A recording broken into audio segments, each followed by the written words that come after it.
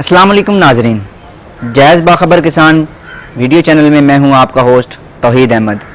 नाजरीन, जैसा कि आप जानते हैं कि हम हर नई एपिसोड में आपको एक नई मालूमात फराहम करते हैं।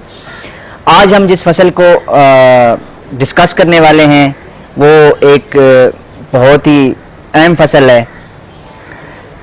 चारा जात में सबसे मशहूर फसल ज्वार।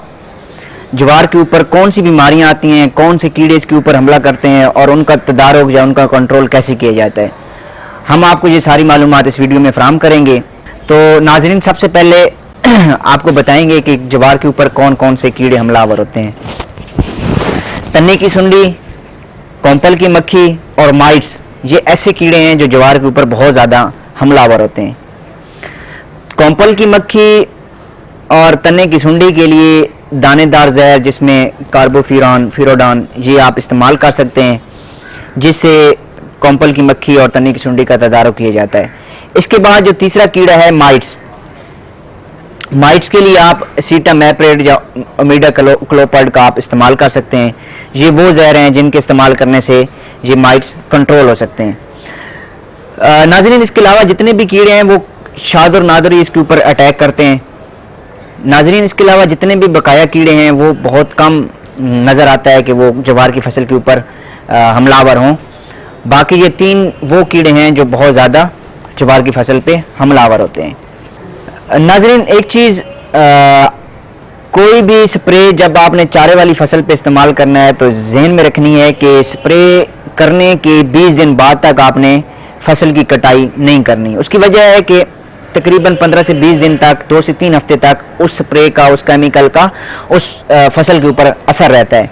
और जैसे ही केमिकल का स्प्रे करने के बाद 2 या 3 दिन बाद आप उस फसल की कटाई करेंगे और उसको एज आ फॉडर, चारे के लिए इस्तेमाल करेंगे, तो उससे क्या होगा कि जैसे ही वो फसल जानवर खाएगा तो जानवर के बीमार होने का खदशा होगा। और ये देखा भी जाता है, ये एक मुशाहिदा है कि कोई भी ऐसी फसल जो चारे के लिए इस्तेमाल की गई हो उसके ऊपर अगर हम लोग स्प्रे कर दें और उसको तकरीबन हफ्ते के अंदर अंदर कटाई करके जानवरों को खिला दें तो जानवर बीमार पड़ जाते हैं। उसकी मेन वजह यही होती है कि उसके ऊपर केमिकल का असर होता है और ये केमिकल जो है जानवर की सेहत के ऊपर असरअंदाज होता है, जिससे वो बीमार हो जाता है।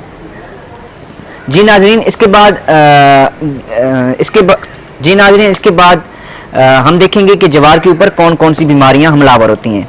जी नाजरीन, इसके बाद हम देखेंगे कि ज्वार की फसल पे कौन कौन सी बीमारियां हमलावर होती हैं और उनका तदारुक कैसे किया जाता है। 2 तरह की बीमारियां जो ज़्यादातर पाई जाती हैं ज्वार की फसल में, उसमें एक कंगियारी है और दूसरा जो है वो सुर्ख रंग के बरगी धब्बे होते हैं। जो कंगियारी है, ये दोनों बेसिकली वो बीमारियां हैं जो सीड बॉर्न होती हैं। आपने जब भी बीज इस्तेमाल करना है ज्वार की फसल की काश्त के वक्त पे, उस टाइम पे कोई भी अच्छा सा फंजीसाइड आपने उसके अंदर लगाना है। लगाने से क्या होगा, ताकि बाद में उसके ऊपर हमला होने वाली बीमारियां का असर कम हो सके और उसके बीज के अंदर एक कुव्वत मुदाफ़त पैदा हो जाए, ताकि उसके ऊपर जब भी कोई बीमारी हमलावर हो तो वो उसका मुकाबला कर सके। इसके अलावा अगर बाद में लगाई गई फसल के बाद अगर कंगियारी जिससे क्या होता है कि सिट्टा खुश्क हो जाएगा, काला पड़ जाएगा जो ज्वार का है, अगर नज़र आ जाता है तो फौरी तौर पर जितने भी वो ज्वार के पौधे जो कंगियारी में मुब्तला हो चुके हैं उनको ऊपर से काट के तो जला दें या फिर खेत से बाहर जाके किसी ज़मीन में दफन कर दें, ताकि जो बकाया फसल है हमारी वो इस बीमारी से महफूज रह सके। अगर हम ऐसा अमल या ऐसी प्रैक्टिस नहीं करेंगे तो वो क्या होगा, आहिस्ता आहिस्ता वो पूरे खेत में फैल जाएगी।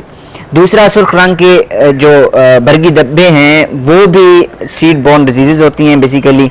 तो आपने जब भी ज्वार की फसल लगानी है उस टाइम पे एक तो सर्टिफाइड सीड इस्तेमाल करना है और दूसरा जब भी काश्त करनी है उसके ऊपर जो है फंजीसाइड को अच्छा सा लगा के बीज को काश्त करना है। जी नाजरीन, ये थी कुछ मालूमात जो ज्वार की फसल के बारे में मैंने आपको बताई हैं। मज़ीद ज़राअत की मालूमात हासिल करने के लिए हमेशा की तरह हमारे कॉल सेंटर 030303 000000 पे कॉल करते रहिए और हमारे ज़रिए माहिरीन से अपने मसलों का हल पूछते रहिए।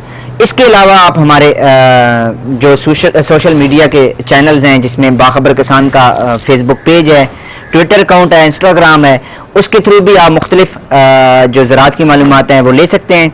जायज़ बाखबर किसान एप्लीकेशन को आप डाउनलोड करके वहाँ से फसलों, सब्जियों और फलों की मालूमात ले सकते हैं। नाजरीन, अगले प्रोग्राम तक के लिए इजाज़त दीजिएगा।